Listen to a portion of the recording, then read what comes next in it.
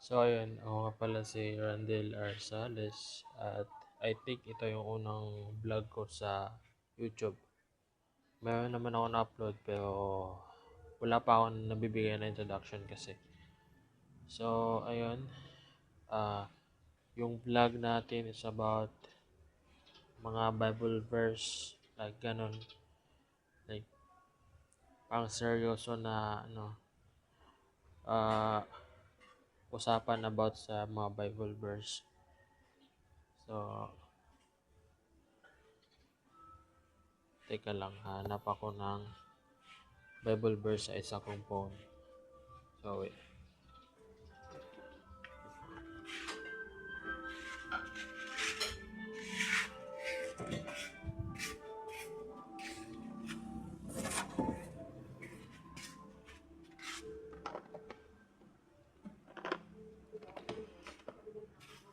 Nahanap ko sa isang phone ko.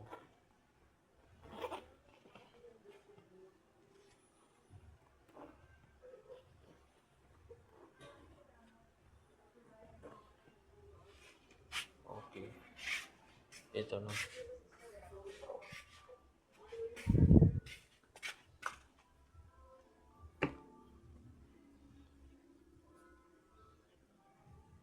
So, ayun, nakita ko na phone ko.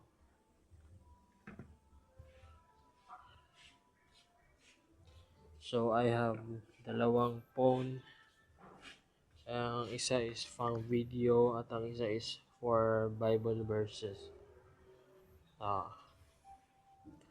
Magbabasa na tayo ng Bible verse. Ito.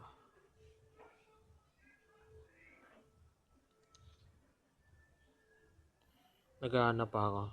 Actually, naghahanap ako.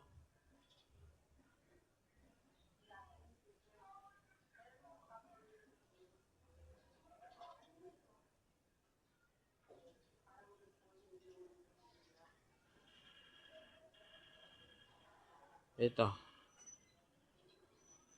Second Thessalonians chapter 3 verse 3. But the Lord is faithful, and He will strengthen you and protect you from the evil one.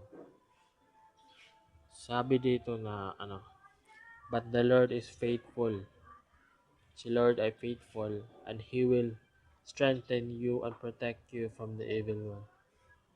So, poprotektahan ka daw niya sa mga masasama.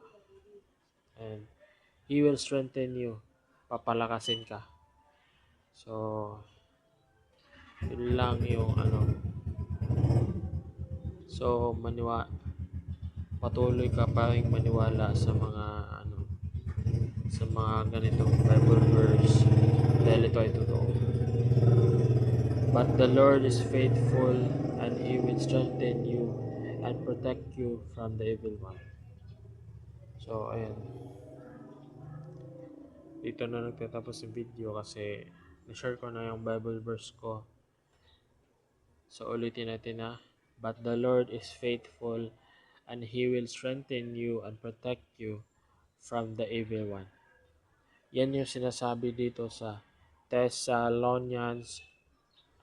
Second Thessalonians chapter 3 verse 3.